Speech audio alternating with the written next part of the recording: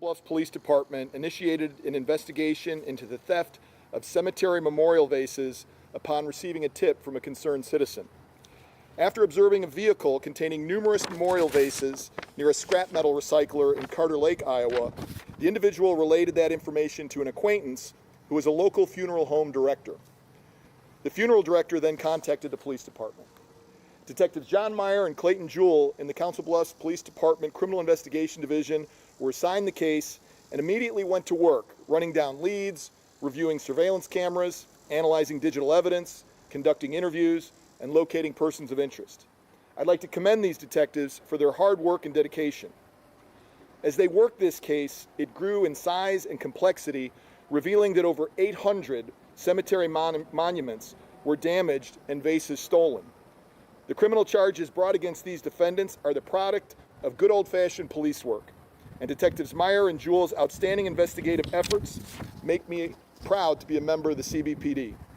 I would also like to acknowledge Detective Caitlin Mass, Detective Joe Vogel, and Identification Technician Cassie Salter for their work on this case.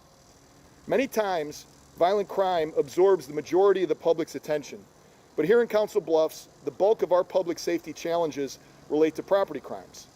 Thefts, vandalism, and trespass represent a significant percentage of our daily calls for service and a major source of frustration for our community members.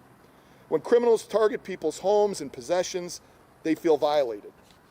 While the CBPD works tirelessly to respond and investigate these crimes, they can have a low clearance rate due to the anonymous and non-personal nature of the crimes.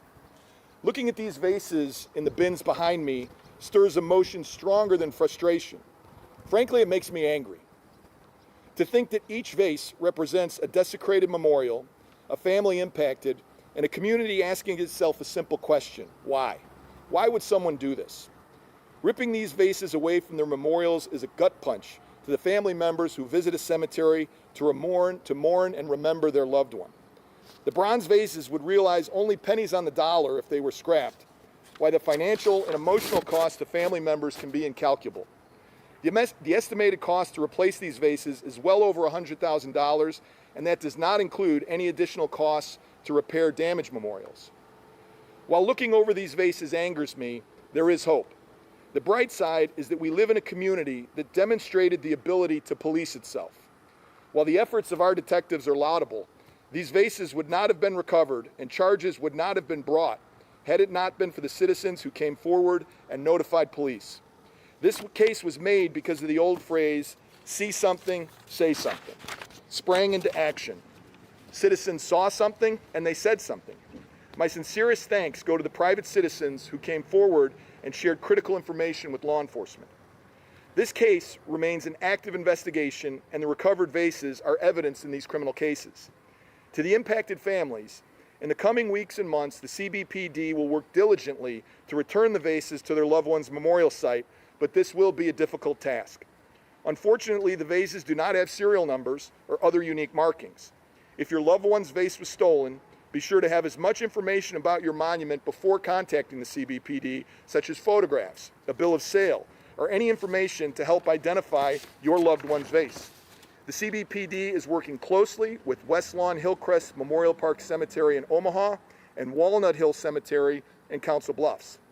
Finally, I'd like to thank the Carter Lake Police Department, the Omaha Police Department, and the Pottawatomie County Attorney's Office for their assistance. I would especially like to thank Pottawatomie County Attorney Matt Wilbur, who took a personal interest in this case and worked closely with our detectives. I will now turn it over to Detectives Meyer and Jewell, who can give an update on the investigation of the individuals charged. Detectives? Thank you, Chief Davis. So we can provide you with an update as far as where we're sitting right now on the case. At this point, we've developed 8 suspects. They do have active warrants for an arrest. Some of them have been arrested at this time, and we'll kind of go through that. The first person that we have is Jamie Jackson.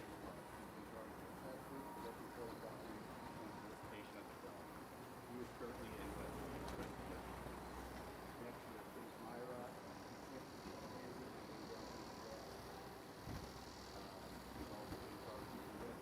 On the 29th, after the assault,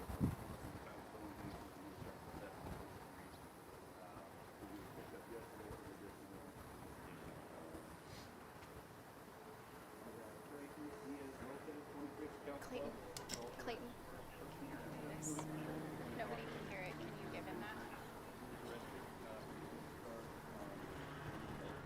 Hey guys, this is Jacqueline Fernandez at the Alert Center. Now, unfortunately, we can't really hear what that detective is saying about these arrest warrants that were issued, but thankfully our Philip Katafimo is on site and he is recording this for us as we speak, so we will be able to bring this to you on our broadcast tonight at 5 o'clock and 6:30.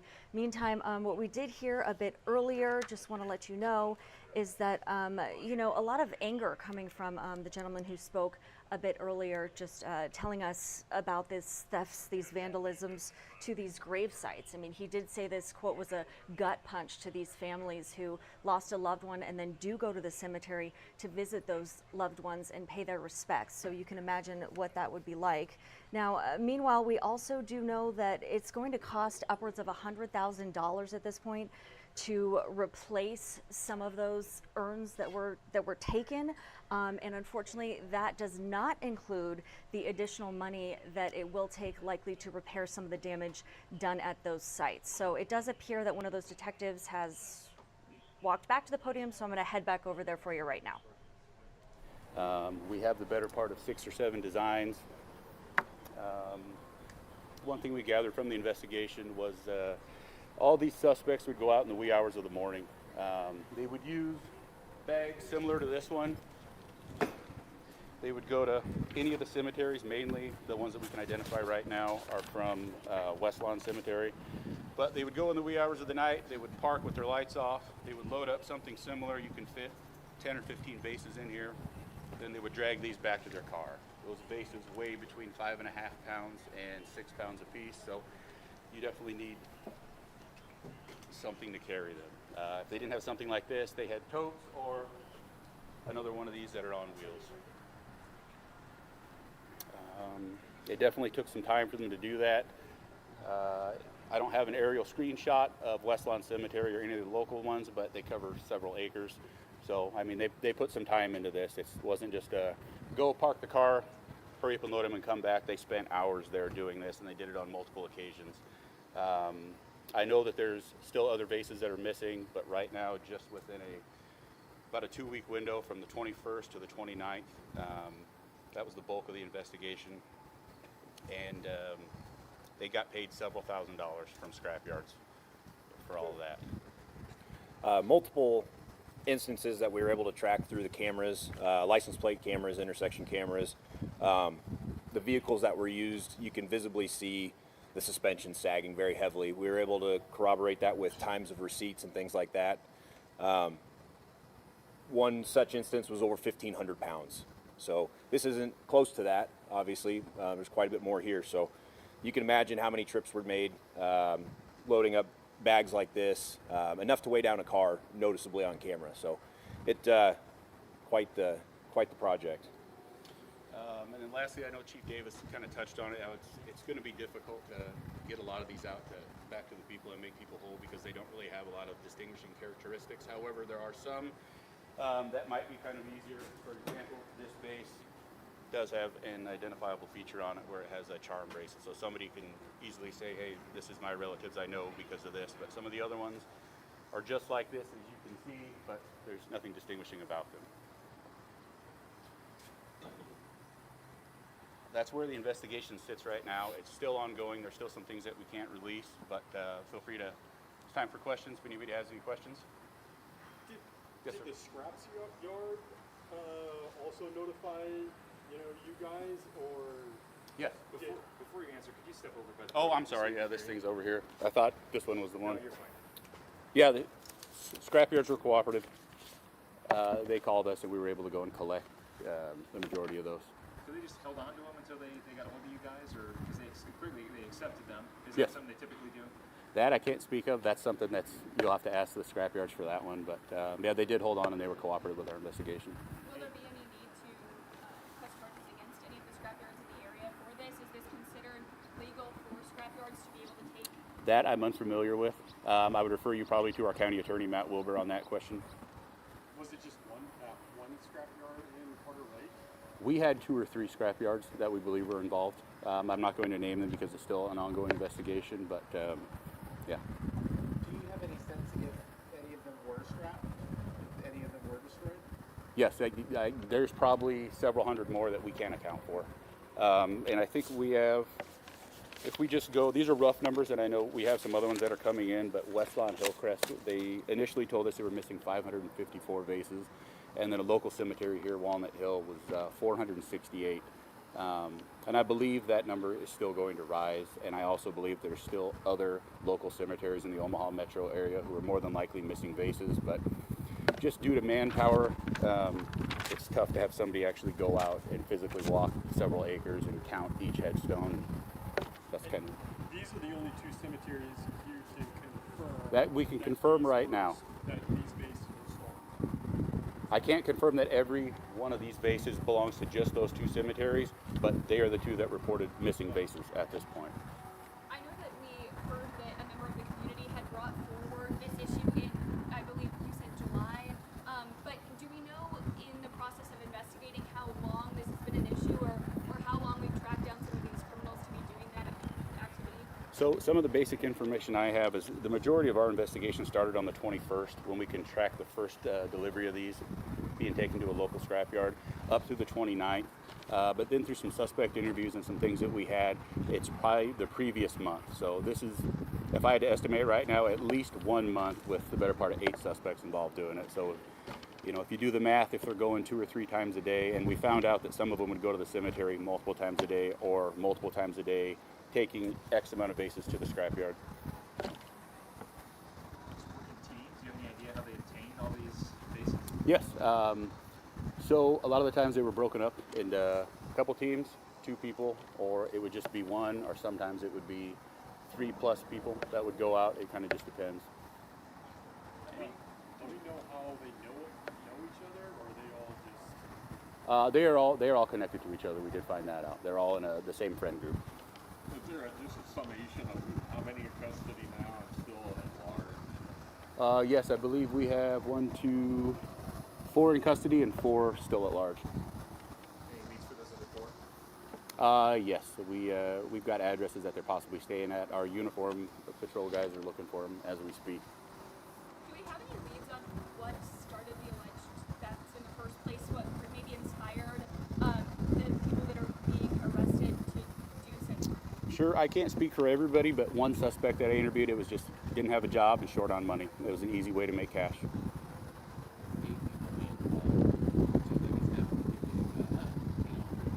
Can you speak? I'm sorry, I can't hear you.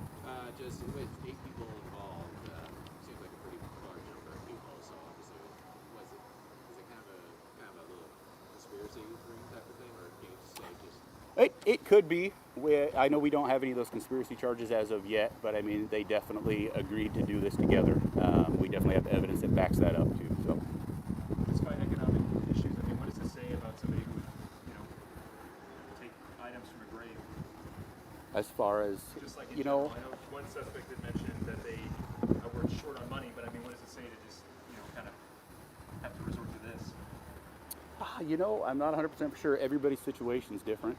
So, I mean, everybody has different reasons. I can't speculate on the other people's reasons. I can just do that one. But I mean, it's hard times for everybody, the way the economy goes. So everybody's going to have their own reasons why they want to do things. We appreciate everyone coming out. If we could get one more question and then we wrap it up. We had talked a little bit about why this might have happened, but specifically the point of inspiration to search cemeteries. Do we know if there was any relation between any of the alleged criminals and, looking at cemeteries? Why this was the Yes. kind of person? Yes. So what we found out is one of the suspects used to be a former employee of West Lawn Cemetery. That employee was terminated, and we were able to trace it back that he was the one who kind of was the brainchild behind this, and then solicited the others to participate in the crime. Excellent. Thank you, everyone, for coming out. Appreciate it. All right, guys, Jacqueline Fernandez here at the Alert Center, just listening in on this press conference. Again, our Philip Catafimo is there right now, and he's likely answering some personal Q&A with some of the detectives to learn a little bit more for us. He will have a live report tonight at 5 and 6:30. Now, in the meantime, just kind of want to go back over the notes that I took here at the Alert Center to kind of give you more about this story and the thefts in this case. So let me just take a look, or have you take a look rather, at one of these images. This really just hits close to home, if you ask me. So let's head over there right now. And this is a live look for you of all of these vases that were just taken from these different grave sites. I mean, can you imagine? Now, at one point, one of the detectives said, you know, they believe that about 400 of these vases were taken from one grave site, and then, you know, roughly 400 to 500 were taken from another site, and so they're expecting about 1,000 of these vases in total right now, but they're expecting that number to rise yet again. So just imagine, you know, I mean, making, one of the detectives said, making multiple stops, perhaps with some luggage, you know, chipping these off and then carrying these out. Earlier today, one of the detectives said this is like a gut punch for families. I mean, this is how they're, you know, utilizing what they have left to go out to these cemeteries and remember their loved ones. So a huge portion of this story today as well. Now, we do know that, let me see here if I can read my own notes here. At this point, we believe that one of the suspects who was arrested was really the brainchild with this operation, trying to, you know, kind of soliciting other people to get involved in helping this person get vases off of these sites and into their back pocket, so to speak. So we do believe that these people, you know, went to various scrap yards and you know, got rid of some of these vases to get some easy cash. In fact, one of the detectives did tell us that was the motive from one of the alleged suspects that he was talking to, just saying, you know, this person didn't have a job and they needed some cash, and this seemed like an easy way to make money. So I'm gonna head over to our website now just to kind of give you an update, to have you take a look there. We do have the mugshots available for you. That's firstalert6.com. So here is our homepage, refreshing that grid for you. And then we do have this story. Oops, getting a little mouse happy here. I'm not sure what's going on. Help me. Let me see here. Okay, hopefully that has come to fruition. Okay, there we go. Okay, so these are the people that were arrested. Here are their mugshots. They've arrested 4 people, are looking for 4 others. We do believe that they have made additional arrests since we first posted this story on our website. We don't know who they are at this point, but we have all their names for you below. But these are the people that are clearly involved, most likely involved in this crime in some way. So the other upsetting part of this story, I think, is that, you know, it's going to take roughly $100,000 to replace those stolen vases at those grave sites, but that doesn't include the damage that's been done to those sites. So just imagine you're a family member trying to, you know, first of all, find which vase belongs to you, belongs to the loved ones. We were told during this press conference that not a lot of these vases have identifiable marks. There was one vase that did, though, that one of the detectives showed us, that it seemed there was a, let's see here. There was a little like bracelet or chain, some sort of memorial around one of those vases, so that'll be a bit easier for families to identify. They do say that they're going to try to help put these vases back on the grave sites from whence they came. That being said, though, they do need your help. So if you think that, you know, you may be one of the victims, they are saying if you have any photographs of these vases or perhaps a serial number, they didn't see them on the vases themselves, but any sort of identifiable mark that you can let CBPD know about, that would be very helpful for them as well. Now, in the meantime, so these are the people again who have been arrested. I just want to fade over there to our website, firstalert6.com. We will have the updates to this story available for you on our website here shortly. Meantime, we also want to let you know this is a developing story, okay? So this is not over by any means. One other addendum that I do want to get out there that I thought was interesting, the detectives were talking a little bit about how they spotted what they thought initially were some of the cars in the traffic cams, right? And they said that because of all of these vases, they noticed that this was really pushing down weight on one of the cars, at least, that was involved. So they could tell that some of the cars driving by were heavier on some of these traffic cameras than others. So that is something interesting to take note of as well. So I just want to let you know this was your alert here live at the Alert Center. Thank you so much for joining me. Just wanted to let you know again that our Philip Catafmo is at the site right now and likely talking in depth to investigators about this case. It is a developing story, and we'll be sure to bring you the latest both on air and online today. So be sure to stay tuned for our update on air. That'll be at 3 o'clock with our Dave Zavolinsky. Thanks for watching.